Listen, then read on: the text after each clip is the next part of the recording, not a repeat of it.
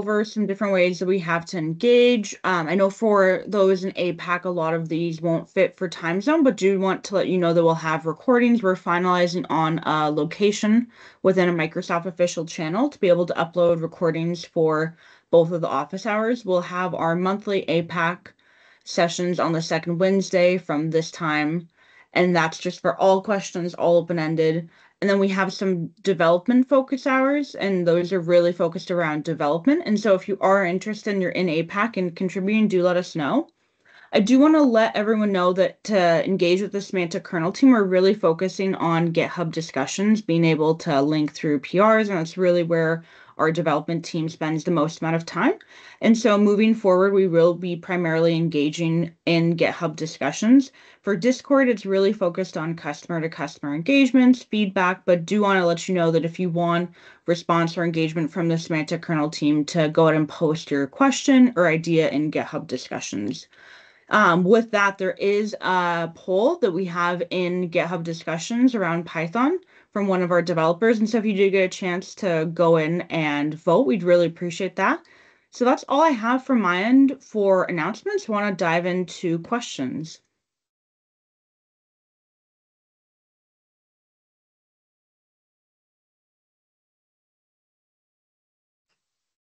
I have a question. Yeah, go for it. Can this just be technical?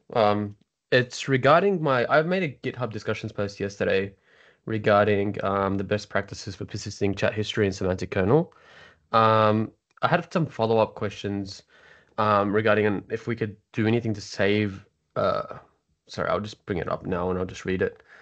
That'd be Um, perfect. I was just going to find it as well. yeah, so it was discussions 5815. And you responded with, in most cases, we'd recommend serializing the chat history and store it in Cosmos DB and deserialize it to use in your application. It's best not to use a summarization plugin as you'll lose fidelity. We've heard this come up several times and we'll look to create a sample. And I responded with, what about token counts when passing into the completions API? Wouldn't it grow? Wouldn't the token usage grow exponentially the longer the user talks to the bot? Um, that's from my understanding. Is that correct? That is correct. I guess if we separate the problems out, there's two problems. One is, how do you persist your chat so that you have an audit trail and you can access it later, and you can paint pixels on some UI to show the full chat history, right? And Yep. then there's, oh, I need to send the chat to the LLM so they can predict the next response. Mhm. For that first bit, I would not recommend performing any like summarization or anything that would mutate the chat history. Like, you want to save what was said so that you can retrieve the whole thing. You are right, though, that at some point your chat history will get so large that you can't fit it into the token window. And if and when that happens, you would then want to start to employ strategies like summarization, or recalling information using vector DBs. So you're completely right. But I would try to separate those two things into separate problems to tackle. Right. And regarding fetching the chat history, do we have to do that every time the user hits the API? Um, is there any way we can make it less read heavy on the DB? Like, is there some sort of volatile memory storage? Like, I know there is, but regarding like using it in an API endpoint, um, Yeah. how would we go So about that? yeah, so we have a volatile memory connector that's more for like dealing with vector DB type of behavior. This is just a standard kind of read-write operation to a database. We recommended Cosmos DB, but it could be anything. So I wouldn't necessarily recommend using that connector. Are you doing this in .NET or something Yes, else? we're doing it in .NET. So one of my recommendations is you might want to create like a scope session for a user that persists for an X amount of time.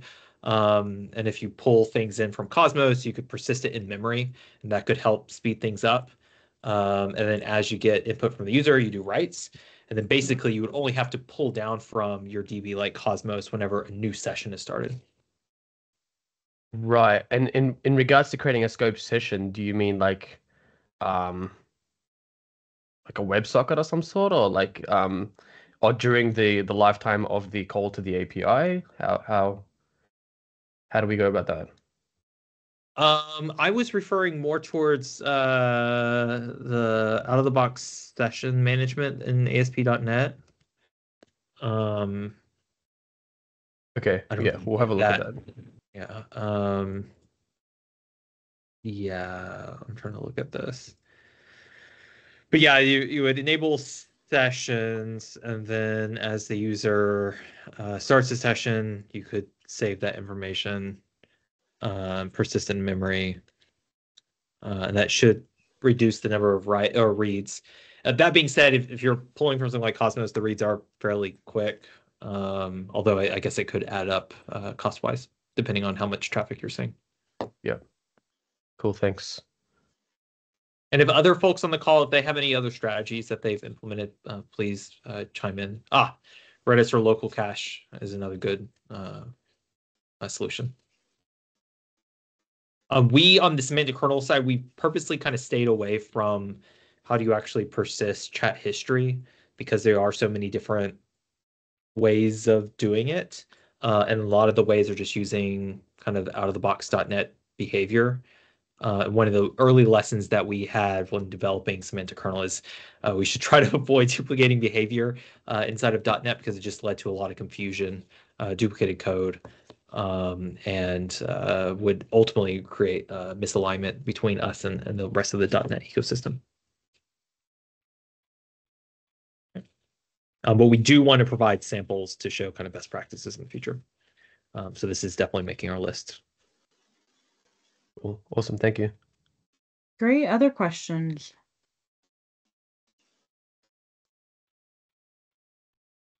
Brandon, do you want to come off of mute?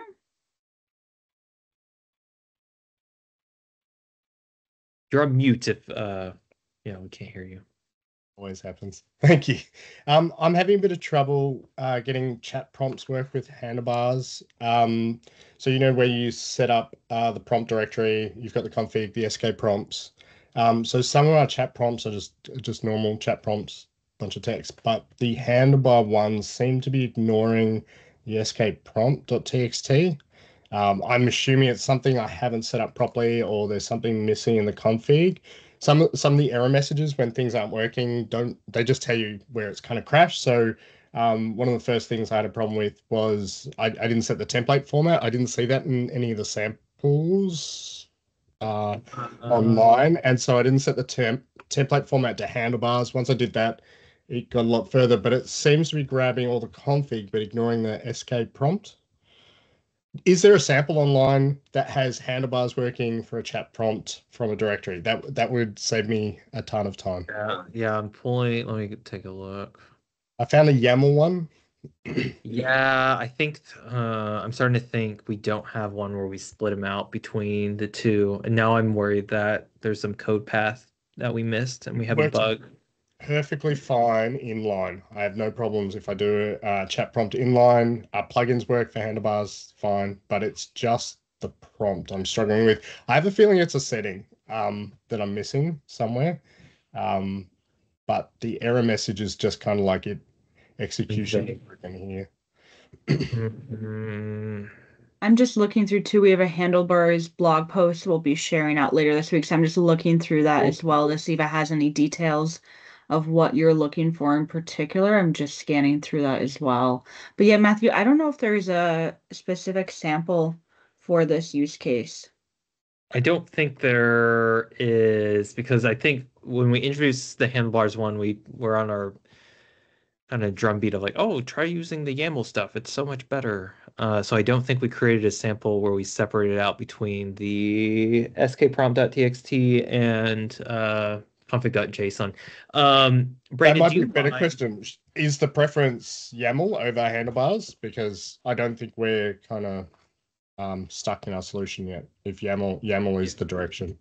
Yeah. So many different acronyms and things going on. So there's the how does it get serialized and get consumed into semantic kernel? So there's the one where it's like two different files, skprompt.txt and the config.json. Yep. So that's one way. We got a lot of feedback from folks that it was really painful to use this way because the names are always the same. So if you're in VS Code and you have like 5 different prompts, they're all named skprompt.txt, and you're like, which one? And so you're just like randomly clicking curiously. And then It's the like other, yeah, the other challenge is from like a DevOps perspective. This is on the minor side, but normally your settings and your prompt are so intimately tied that when you want to make changes, like you want them kind of as one file so that you can watch all the edits over time. Yeah. So that's why we moved to the YAML format for serialization. The other reason is this format was being adopted by Azure AI Studio as kind of the way to kind of model prompts, right?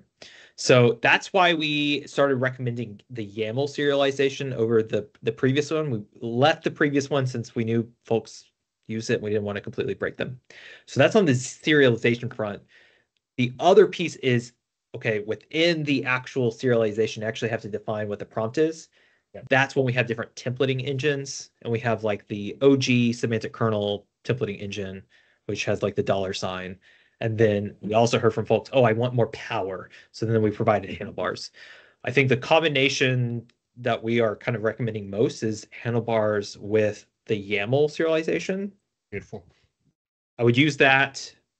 We do have samples on that. I think you found those already. I found the YAML ones. They look great. I only didn't go down there because I wasn't sure where we sat in the which was better. The YAML actually looks better, so I might just jump into that. Yeah. And the only reason why we haven't moved all of our docs and samples to like basically I want to just pretend the other format doesn't exist. Awesome. We were waiting for Python and Java to uptake YAML format. That happened a couple weeks ago, and so now Sophia and I have a chance of like deleting a bunch of docs and replacing them with. We have so little code. I'd rather do the work and move in the correct direction. No, thank you so much. Massive help. You don't have to fix my other problem because I'll fix it. I've got the samples. Thank you so much. Cool. Thank you. Thank you. Yep. I have a question. Do you have any sample that shows how to use streaming response for a REST API? REST API. Okay, so what you're imagining is you have. So we have a REST endpoint. Yeah. Basically, it's like a chat endpoint, right? And then we have a front end calls into that. And is it possible to use streaming response as part of REST API? Or I know like we can probably use like a WebSocket to do that. I don't think it's possible with a REST API. You would have to use a WebSocket or something like SignalR. That uses WebSockets behind the scenes. Yeah, I can't. I'm trying to wrap my head over like how it would work with just REST APIs. I just don't think it'll work. I think I know sort of. Are you looking at stuff like using Vercel's front end on a .NET backend or something like that? Is that the type of thing? Yeah, we try to develop, like we try to open up this API for our clients. And so I thought like the REST API is much simpler for our clients to integrate rather than like set up WebSocket, because most of them, they're not that technical to use. Like most applications and don't really, or their applications, their website don't really have a WebSocket capabilities. So I'm just thinking like whether if it's possible to use REST API to do streaming response, I think prefer that. But like, if we don't have choice, then I'm okay to go WebSocket SignalR path as well. Yeah, I think like because they're kind of two different problems, I guess. But through .NET, like off the top of my head, I don't think there's like a really nice out of the box like chunking response, but you can do it. You can send back like a streamed chunked response from .NET as well. I think you just have to kind of implement it yourself. But obviously the WebSockets are more for like, like aligning all of the clients to the same real-time information. But a streamed response one-on-one should be possible from .NET as well. I guess you're right, because that's how the OpenAI APIs work. Those are all REST calls, and they're able to stream back. Yeah, I don't think in .NET there's like out of the box like streaming response type thing off the top of my head. I'm not 100% sure, but you can definitely implement like a chunked response. And if you look at the Vercel ones, like I know like, Llama Index and a lot of the Python libraries have like out of the box the streamed response, but all it is like a chunked response that comes back with the right headers saying that the data's chunked and it's streamed back as like, plain text or some other type of encoding. So you can definitely do it from .NET. But yeah, I'd maybe just have a look around at like trying to get a chunked response out of .NET if that's what you're looking at. Yep. Cool. No worries. Yeah, I'll Google it. No worries. Yeah, and we should have a sample for this. I know the .NET team's asking us to create a bunch of samples for Semantic Kernel of like how to do a minimal API with Semantic Kernel. That one might be a fairly common one, just because I know like a lot of people were standing up Vercel's AI SDK, and that out of the box you just have like the connector to a streamed API. And so like if you wanted to do say like .NET Semantic Kernel and you just want a chat endpoint that streams the data back, and out of the box you want to plug in to say Vercel's AI chat or something like that, then you'd want to just connect to that endpoint. And I imagine a few people have tried to play around with that and then just gone with like whatever Llama Index or LangChain or something else that just works out of the box. But you could definitely do it with Semantic Kernel and .NET as well. Yes. So Vercel's been on my to-do list to play around with. My understanding was that it was both a front end and a back end.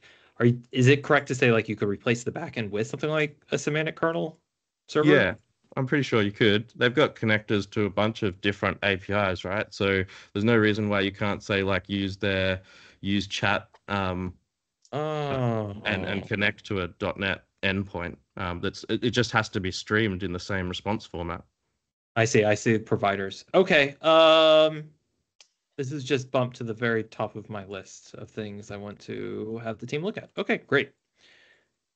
And then we can kill two birds with one stone. So yeah, Danny, we'll try to figure out how to provide a sample. And then Cole, thank you for letting me know more about how Vercel actually works, because it'd be awesome to tout that integration. Great, really appreciate it. You still might end up with sockets, of course, because like different problems, right? So if you had like multiple users connecting to a group chat and they all want to see the same response, then obviously you need something like sockets. Yeah, of course.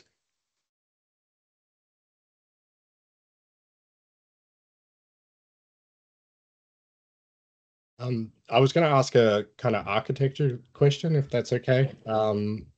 So what we're trying to do, or what we're trying to use, is kind of the planners to kind of force the LLM down a path, a constant path for certain types of questions. So I've seen this architecture a few times in some of the ChatGPT plugins, but you'll use like an intent categorization for the prompt, and you'll categorize the type of question it's asking. And what I'm using it to do is pick up a cached plan and then execute that. I was just curious if this is something you're aware of, if you think this is a terrible use of plans, or you can save us any time around this potentially being crazy, or a misuse of the technology, or some gotchas that I might be running into. I know plans are generally used for rerunning the same kind of query that's very complex, and ours is a complex query, so we'll be looking up like a product and retrieving it in a certain kind of way. But I'm just not sure. Yeah, how do I want to answer this? So very early on Semantic Kernel, we were like, oh, we're going to create these planar things, we'll create these prompts, and we'll create these XMLs, and we'll be able to run it, and you can save it and retrieve it if you want to rerun the plane again. That was nice when it was built, and then when OpenAI introduced function calling, because it was just like an innate part of the system, it just kind of blew all of our stuff out of the water. So that's why we then did another rev of our planners. And I think we're kind of we're finding the same thing where we just can't, you will never be able to build a prompt-based planner that can outcompete on the latent native capabilities of the model, i.e. function calling. And so what we've now been recommending folks is, unless you have very specific scenario that requires the uses of a planner, which yours might be, just use function calling. The challenge, of course, is if you have a really complex process and you kind of want to lock it in, and you want to tell the AI like, hey, this is the steps that you always want to take. That's when you would probably want to generate a plan. I don't think our current out-of-the-box planners, there's obviously the handlebars planner, which kind of gives you a locked-in plan. But if you're doing something very complex, my fear is that planner is just going to like fall on its face. It's actually not so complex as much as it's able to work it out as long as we turn it up to say 4 turbo. But if we're wanting to bring it down, it's shocking. It works pretty well at 3.5 if you give it the plan. But it has no clue, and it gets confused and kind of gets lost for the same kind of thing. And I guess it's more of a potential scale architecture where you don't want lots of these queries running through, I guess, 4 turbo if we can find a way. Yeah. So it will probably be a post-build thing that we start picking up this research again. Yeah. The thing I think may work is instead of having the AI, like as the user's asking, create a plan, save it, and then retrieve it later, instead use function calling for that first kind of novel user request. Yeah. It can then do kind of the trial and error until it actually figures out how to solve the user's need. That first user is happy and it goes off. There then needs to be some sort of offline process that analyzes the steps that were taken, maybe with a GTP4 to go, oh, what was actually necessary? And oh, how do we parameterize this? And I think because it's an offline process, one, we can use slower models that are more thoughtful. We can do some more revs to do things like parameterization and clean it up. And that's, I think, the thing that you would ultimately save. And when the next user comes in and asks the same question, you can serve that up. I think that would be behind the function. Yeah, I think that is probably the architecture that will work in the long end. Us trying to do everything as soon as the first user asks is just causing the AI to do just too much work. To your point, it's expensive. And it sounds like it's working for you. For most other customers, it's falling on its face and can't create it. I've just kind of got it working. I was about to start playing around with it. So I guess that was my question. Am I going to run into a wall of problems? And maybe I will. I guess we've still got a bit of time to check that out, though. Like everything in this AI space, the answer is it depends. Yeah. And a lot of it's like, are you creating functions that are in the domain knowledge and the AI is like comfortable using and working with? Things like math. Things like some esoteric manufacturing process that has weird acronyms and names. No. Sorry. So there's a spectrum. Ours are mostly just vector lookups and different kind of prompts that kind of come into play, or are loaded dynamically depending on kind of the path, because the questions are kind of different paths. That's how we're using it. So I will have a look into functions, but yeah, I guess I'll touch base and tell you how the plans go. Awesome. Cool. I think it's probably like quite related, right? But I think a number of weeks ago, someone asked you about your thoughts on like the semantic router. And I think it's probably related, right? The ability to have like a small shortcut where you've got an ability to say like these types of like utterances are related and should trigger this type of tool or extension or plugin, as opposed to like always going to the model. So like if you've got, say you've got like 20 different vectorization endpoints for different knowledge domains, you might have like a small decision-making piece in there that means you don't have to go out to the model to start with. Had you looked at that at all any further, or? So we are this close to finalizing the APIs for our filters. And that's what I was planning on using for semantic caching, semantic routing, and retrieving plans. So I guess the current ETA is within a week or two. Those should be done, and I'm going to probably make a weekend project of creating a bunch of different filters that address some of these scenarios, and then I'll probably report back, and we'll write a blog post of what Matthew found. Yeah, nice. So yes, I'm very excited about that.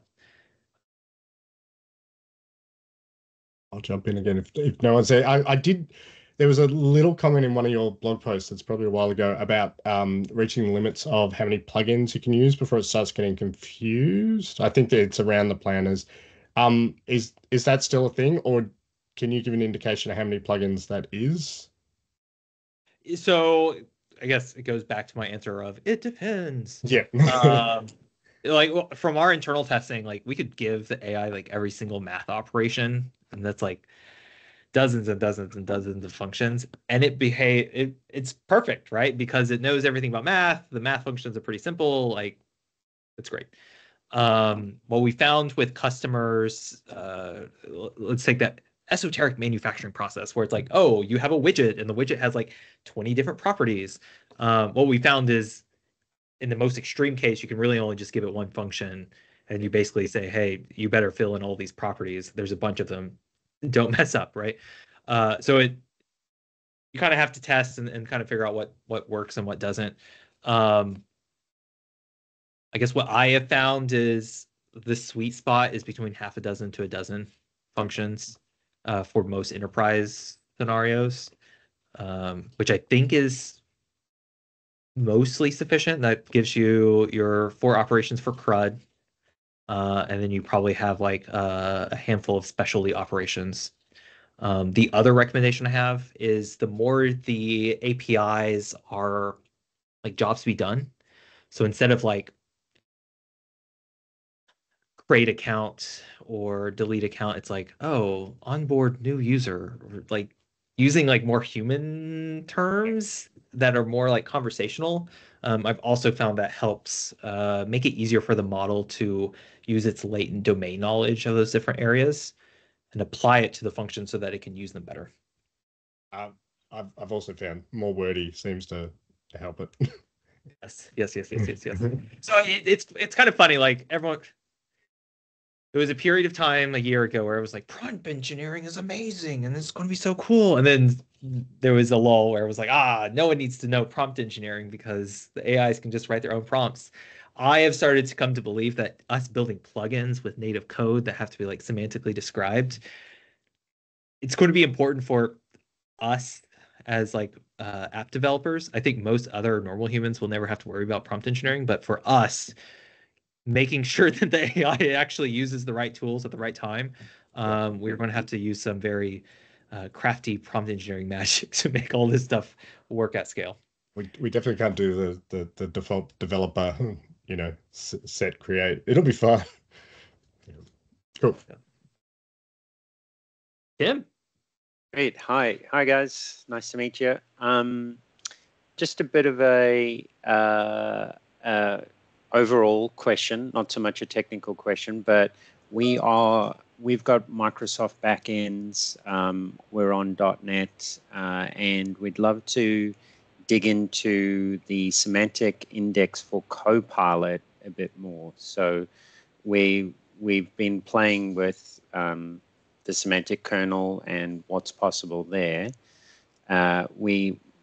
We're very interested in having a conversation that would lead to, okay, let me go search for some documents, or let me go see what your Copilot would recommend. Do you have any suggestions for us in terms of a demo or a tutorial that you guys have put together? That uses semantic index for I'm just reading it now. Things within Microsoft like to change names as they're going live. So I'm just connecting dots. If it helps, Simon Lamb is one of our account managers, and so he recommended we jump on here and get to know some of the conversations that are happening. Okay, so I believe. Okay, so I'm going to be coy, and y'all can read between the lines since this is a public thing. So this is basically the system that Copilots use in order to, like if you go to the M365 Copilot in Teams and you ask about your emails, behind the scenes it's using the service to return things. Yeah. You can imagine that there is a desire from customers to also be able to access this similar service so that they don't have to build their own vector DBs for your emails and your SharePoint documents and whatever, yada yada. The list goes on and on. So there are efforts to address those bits of user feedback. Since I don't belong to those teams, I'm not going to provide any concrete timelines. But you could imagine with important conferences coming up, that might be a time where we share that type of information. But in the meantime, I don't believe there's an integration story with it yet, besides being able to like turn it off. But that should change in the future. Yeah.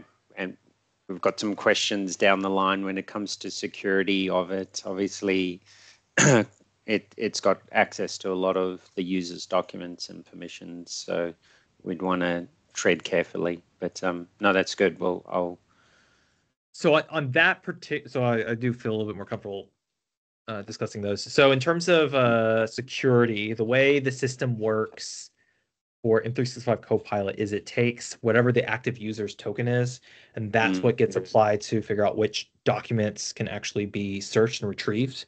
In my opinion, this is actually the best part of the service. So because actually building RBAC controls on top of a vector DB is actually mind-numbingly difficult, because you basically have to like duplicate RBAC on top of Azure AI Search or whatever it might be. So with the semantic index for Copilot, that's kind of been baked in. And that's how we make sure that when you use something like Microsoft 365 Copilot, if you ask about documents, it only provides you answers on the documents that you have. So you can imagine if this ever were opened up, you could pass in the auth token of the current user, and that's what would be used as the security boundary. Yeah, we would think some of our users that would be perfect, and some of our users potentially that might be too much access, and they'd say only this folder here. But we can step down when that becomes available. Step that through. No, thanks. We'll keep an eye on this space. Yeah, for sure. Yeah, I think that's all I'm comfortable saying for right now. Yeah. Great. Thanks. Sure.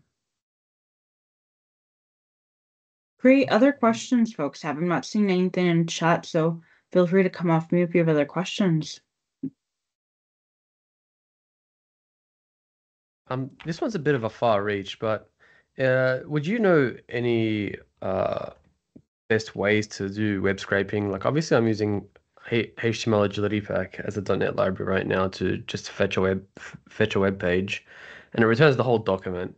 But like, what's the best way to pass it into the AI without it exceeding the token count? I don't want to pass the whole document into the AI without exceeding the token count. Do you know anything about web scraping? Do you have any ideas of how you can do it to like summarize a web page? I'm going to cop out on this one and say I'm not an expert at web scraping. I think this is probably where I don't know what language of choice you use. This is probably where using something like Python would be more helpful, because this seems like probably .NET. No. Well, Python has so many weird libraries to like parse strings and do weird string manipulations that I would be shocked if they didn't have like a dozen for web scraping. Whereas in .NET, I'm assuming your choices are slim to none. But yeah, that's kind of my initial thought. Well, I guess question back to you, Jorge, why are you wanting to scrape websites?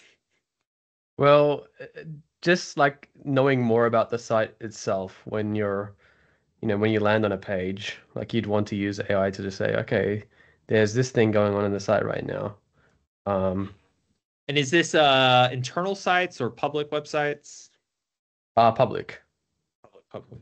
Okay. And these are more standard. They're like static web pages, like news articles, or more dynamic things like more e-commerce sites. E-commerce, like any deals going on and stuff like that. Okay. Oh yeah, that's tough because the DOM on that is probably It's huge. Yeah. It's huge. So I've been trying to like strip out the unnecessary bits. it's helped, but there's like a lot of image work that is there that says a lot of information using images. I don't know if AI could, Well, so understand the image. yeah, the other option that kind of comes to mind is using something like GDB4 Vision. So what we've done internally in our team is we'll create like a Selenium web browser. Yep. And then we'll take a picture of the page and we'll give it to GDB4 Vision, and it does a decent job. I don't know what the specific requirements are, but if you're wanting to combine the information of both the images and the text, that's kind of the best way today to achieve something like that. Would that cost an arm and a leg to run, or? I guess it depends on how much you're doing. Like if this is some offline process that happens like once and maybe what happens once a week, that's probably fine. But yeah, if you're doing this thousands of operations an hour, yeah, it would probably get cost ineffective. Regarding vision, is there a GPT-3 vision model or 3.5 model? No? Okay. No, if you're looking for ways to make things cheaper, there are some decent open source image models that have been popping up. Right. You might also want to try those. I'd be shocked if there isn't like some specifically trained vision model that's for websites. But yeah, if you can find one that's like specific to your problem space, that'd probably be the cheapest option. Interesting. Yeah, I'll look into that. Thank you.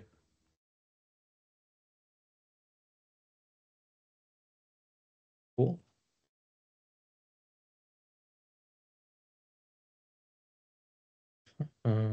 Sophia, was there any like good questions from this morning? I'm trying to think. Trying to think of that as well. I was just looking through on GitHub discussions to make sure we didn't miss anything. I think one thing probably good to highlight if we have time is the features that are coming out of experimental, and it'll be non-experimental by build. I was seeing some follow-ups in GitHub discussions and probably good for this audience too. Yes, that's a great question. So as many of you probably know, a lot of the features in Semantic Kernel are marked as experimental, which means they're subject to change, and that could mean some breaking change for you if you take a dependency on them. We're currently ordering them by order of how important they're for enterprise scenarios, for lack of a better term. So the one we're wrapping up right now are filters, or they're also called hooks. So I think Cole, you mentioned, hey, what's happening with semantic routing? Earlier today, we had someone from the Redis cache team talking about semantic caching. So there's a bunch of scenarios where you want to use embeddings so that you don't have to make a round trip to the LLM. We believe filters and hooks will be able to solve that. That'll be coming soon.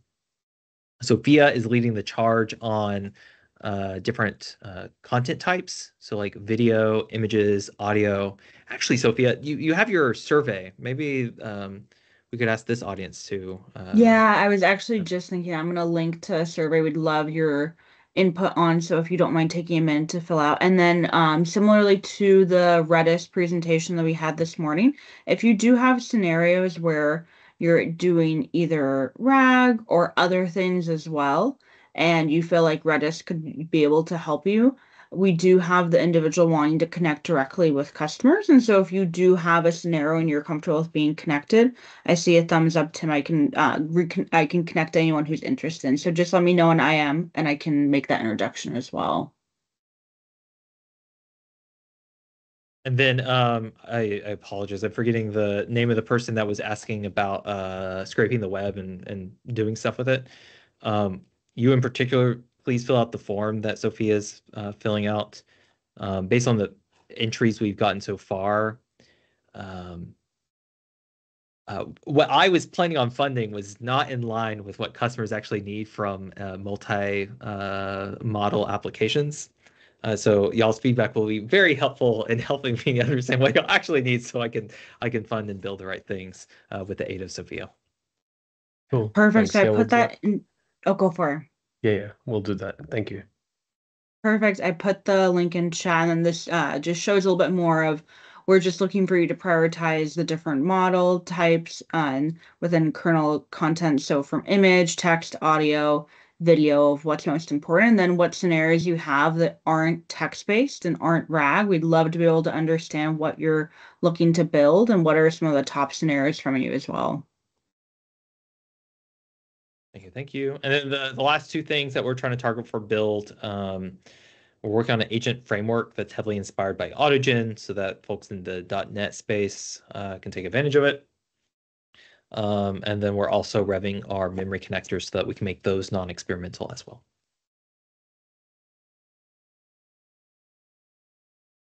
Gary, I saw you were able to join. Did you have a question for us? You may have covered this in previous ones. I don't know. So I'm more interested in your abstractions for the, I'm getting the name right, the agents and the assistants. Because the OpenAI one, I don't know what they did. They kind of messed that up, I think. Whereas you look at the original one they had for ChatGPT, that was actually quite good. So I'm just curious as to where you are with it. Yes, let me pull up.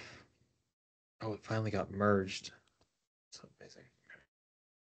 So I'm going to pull this up and then I'm going to share my screen. Okay, so this is the latest and greatest. I'm going to go ahead and put this in the chat if I can find it. There we go. So as many of you know, or hopefully know, we had an experimental agents package that was tied one-to-one with the assistance API from OpenAI. The challenge with that is if you wanted to build a completely separate agent just using a chat completion model, that was impossible. So that's one. And then two, one of the challenges that we gave ourselves is that you should be able to build an agent with the assistance API and have it collaborate and work with an agent that was built with some other technology, right? And to support that, we need some sort of way to translate the different conversation mechanisms. One uses thread, one uses chat history, so that they could all kind of collaborate together.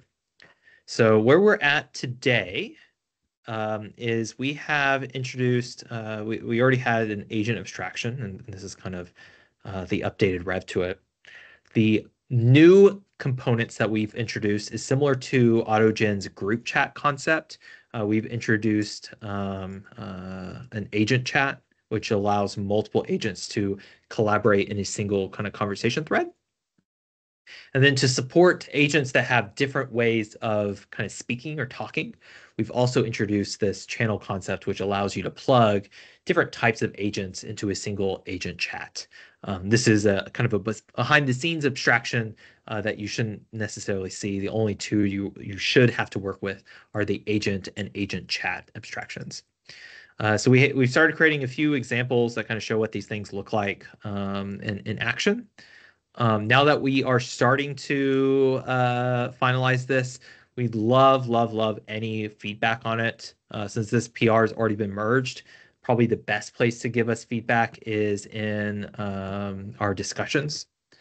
In fact, I'll probably, with the aid of Sophia, probably next week we can start creating a centralized discussion for all feedback on our agent abstractions so that we can make sure we land for the right thing at Microsoft Build. Okay. Just one query on that. With the chat, do they support forking? Say that one more time. Forking? Is that what you said? Yeah, well, I don't know, they may go by a different name, but so if you've got one chat, then you can fork it into different variations. Interesting. So that, for example, that's what ChatGPT supports today. That's what, well, I was going to say the other thing. I can't remember the other name of the tool off the top of my head now. But anyway, ChatGPT supports that. So you could have a thread and then you could effectively fork it so that you could have a different version. Yeah. And then start a new thread off that, right? And then you could flip backwards and forwards between the two revs. So you end up with a kind of little tree structure happening. So I'm looking at this now because the way you would do that is you would have one agent chat. you'd want to grab its underlying chat history, and basically you would clone it so that you could start from another point. Actually, you would probably just Well, want you wouldn't want to clone it. No, you'd want to have a parent for each of the chats, right? That's how ChatGPT implemented their version of it, for example. You do or do not? You just have a parent, right? So each message has a parent message that it was associated with, and then you can change the parents, right? So you could have two chats that have the same parent, and then you generate off of that child chat would be so the next message would be the parent of that child, and then that child could have its parent, but then have two child messages having the same parent effectively. Yes, that makes sense. But if you go to the parent and you add additional messages, the child is not impacted, correct? Right. You create a new child off the parent. Okay, got it. So I guess going back to this, if we added a clone method for an agent chat, so if you had the parent and you had like 5 messages, you cloned it, you would now have like the child, quote unquote child. Would that be sufficient, or do you need a tighter relationship between the parent and child? So that's a way of doing it, but then we're duplicating the history. Whereas if you had a parent-child relationship type thing, you wouldn't have to duplicate anything, and it would all be together. You wouldn't have to spawn off, because I'm assuming if we're going to clone it, then it really is 2 completely separate things. Whereas what you really want to do is have those kind of merged and be able to fork at different places. So you could go down one tree or down another tree, right? Depending on.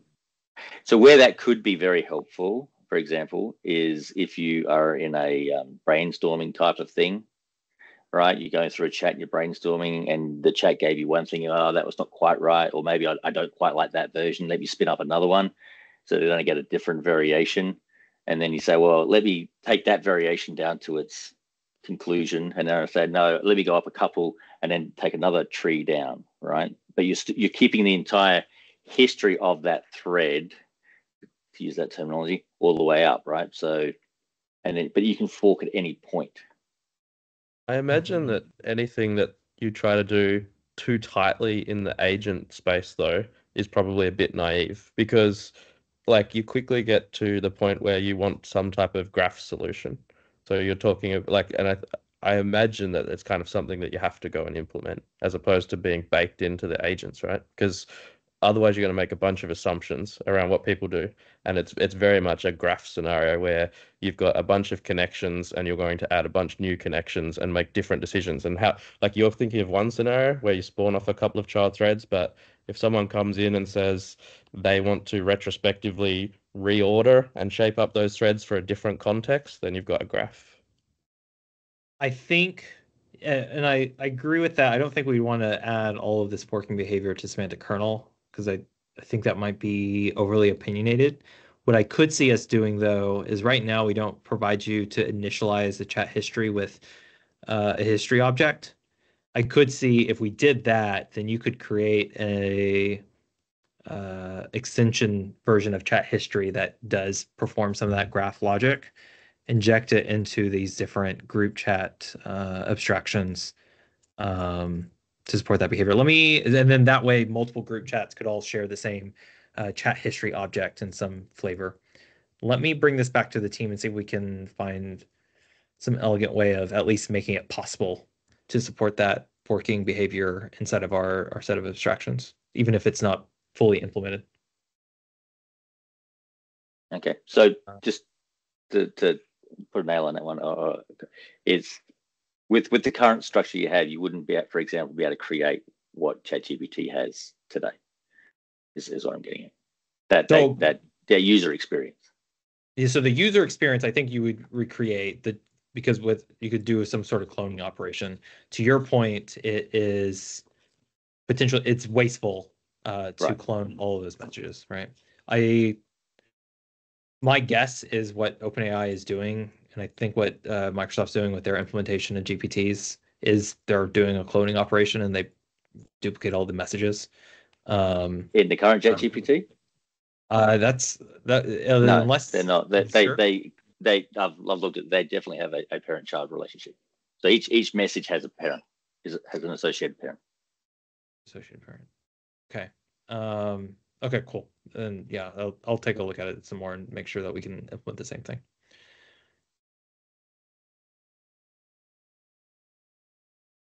Great. Any other questions with the remaining So with that, time when are you looking to finalize up on those APIs?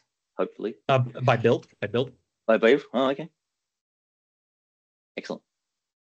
Yeah, actually, so just so I make sure, I'm looking at my own ChatGPT. I'm having trouble. I know I heard it on the news the other day. Do you mind walking me through how to create work this thread? That's a good question now. It's been a while since I did this. So you should be able to, how can I help you with that? You should be able to then say, you know what, maybe I'll get back to you on that one. Regenerate. Okay. Yeah, regenerate is how you do it. So now, see, you got 2 of 2. Oh, that's what you're referring to. Yeah, so now those 2 messages have a parent of this is a test. And then okay, this is, I understand now. This is different than what I understood you were talking about. Oh, okay. And so then each one of those is an independent tree or node, right? So then you can drill down, but you can regenerate at the last one, and then that would create a new fork, which would have its own, and then everything would have that message as its parent, right? Sure. And if I remember correctly, if you do this with generate an image of a clown, I believe some of the models don't support that, and only the text-based ones do. Yeah, I got to admit, I haven't tried with images. So yes, I don't think that will come with our agent abstractions. If anything, this is probably so you can't change it. Well, you can try regenerate. There you go. Does the same thing. But you can't. Okay. Okay. Cool. So this is probably going to require updates to our chat history objects. So I don't think this will be our group chat abstraction that will change, but our chat history needs to have a more of a graph structure to it. Yep. So that will probably be a post build thing, but I suspect that will be an additive change and won't require breaking changes on our part. Okay. If you don't mind creating an issue for this in our backlog, that way we can track it. Sure. Can you post a link to the issues thing there? Yeah. Issues. Okay, I just linked to it. Cheers.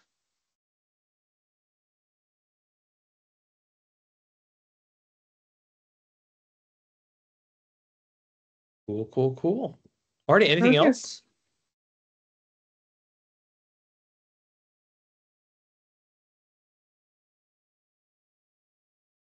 Nothing from me, guys. Thanks a lot. Alrighty. Thanks, y'all. Cheers. Thanks. Thank you.